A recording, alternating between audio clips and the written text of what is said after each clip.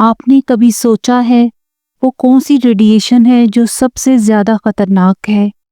ये एक ऐसी चीज़ है जो आपको दिखाई नहीं देती, सुनाई नहीं देती और कभी-कभी महसूस भी नहीं होती, लेकिन इसका असर ज़िंदगी के लिए जानलेवा हो सकता है।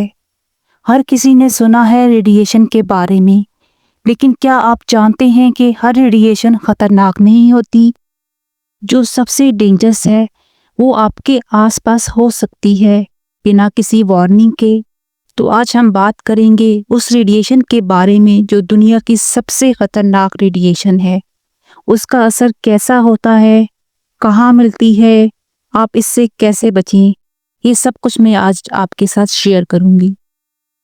Welcome to radiology insights. सबसे पहले समझते हैं रेडिएशन होती क्या है।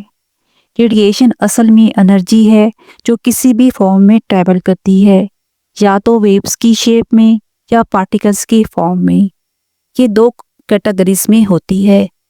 नॉन आयोनाइजिंग रेडिएशन, ये रिलेटिवली हार्मलेस होती हैं, जैसे सनलाइट, रेडियो वेव्स और माइक्रोवेव्स। आयोनाइजिंग रेडिएशन, ये पावरफुल होती हैं और डीएनए को डैमेज कर सकती हैं।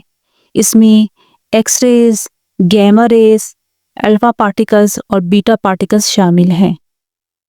आयोनाइजिंग रेडिएशन वो है जो ज़्यादा डेंजरस होती है और इसका असर डिपेंड करता है कि कितनी डोज में है और कितने अरसे के लिए। अब बात करते हैं आयोनाइजिंग रेडिएशन की टाइप्स के बारे में। सबसे पहले इसमें शामिल है अल्फा रेडिएशन। ये हैवी पार्टिकल्स होती हैं और अगर ये इनहेल या इंजेस्ट हो जाएं तो डेडली हो सकती हैं। रेडॉन गैस की एग्जांपल ले लें जो घर के अंदर भी हो सकती है। बीटा रेडिएशन, ये थोड़ी लाइट होती हैं, लेकिन अगर स्किन पेनिट्रेट कर जाएं या अंदर चली जाएं तो खतरनाक हैं। गैमा रेडिएशन, ये रेडिएशन सबसे ज़्यादा पेनिट्रेटिव होती हैं और इसीलिए सबसे ज़्यादा खतरनाक मानी जाती हैं। ये बॉडी के अंदर जाके डीएनए को तोड़ती हैं। न्यूट्रॉन रेडिएशन, ये न्यूक्लियर रिएक्टर्स और एटॉमिक बॉम्ब्स के आसपास होती हैं।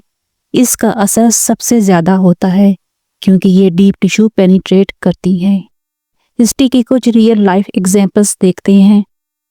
चेरनोबिल डिजास्टर, गैमा और न्यूट्रॉन रेडिएशन की एक्सपोजर की वजह से लोगों की जिंदगियां तबाह हो गईं। एक्यूट रेडिएशन सिंड्रोम ने सेकंड्स में लोगों को गिरा दिया।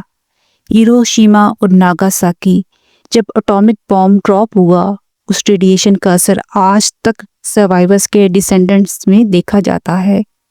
रेडिएशन थेरेपी, ये मेडिकली यूजफुल है, लेकिन अगर ओवर एक्सपोजर हो जाए तो ये भी जिंदगी के लिए डेंजरस हो सकती है। तो अब सवाल ये है, सबसे डेंजरस रेडिएशन कौन सी है? तो इसका जवाब है गैमा रेज और न्यूट्रॉन रेडिएशन। गैमा रेज की हाई पेनिट्रेशन पावर उन्हें एक्सट्रीमली डेंजरस बनाती है और न्यूट्रॉन रेडिएशन जो न्यूक्लियर रिएक्शन के टाइम देखी जाती हैं, टिश्यूज और ऑर्गन्स को अंदर तक डैमेज करती हैं। ये दोनों सिर्फ जिंदगी ख़त्म नहीं करती बल्कि डीएनए डैमेज की वजह से जनरेशंस तक प्रॉब्लम क्रिएट करती हैं। आप रेडिएशन से कैसे बच सकती हैं? 3 गोल्डन रूल्स याद रखें। Rule number 1, distance. रेडिएशन से जितना दूर रहेंगे उतना सेफ रहेंगे। Rule number 2, shielding. लेड और कंक्रीट शील्ड्स सबसे इफेक्टिव होती हैं। Rule number 3, time. एक्सपोजर का टाइम मिनिमाइज करें और अगर आपको एक्सरेज या सिटी स्कैन की ज़रूरत है, हमेशा लिमिटेड और नेसेसरी एक्सपोजर के लिए रिक्वेस्ट करें। रेडिएशन एक साइलेंट किलर है जो दिखाई नहीं देता, लेकिन इसका असर आप और आपकी जनरेशंस की हेल्थ पर पड़ सकता है। इस वीडियो को ज़्यादा से ज़्यादा लोगों के साथ शेयर करें ताकि ज़्यादा लोग इस डेंजरस थ्रेट के बारे में जान सकें और अपनी सेफ्टी इंश्योर करें। अगर वीडियो पसंद आई हो तो लाइक करें और चैनल को सब्सक्राइब करना मत भूलें और कमेंट में बताएं क्या इससे पहले आप इस डेंजरस मोस्ट रेडिएशन के बारे में जानते थे। मिलते हैं अगली वीडियो में एक नए टॉपिक के साथ। तब तक के लिए खुदा हाफिज़।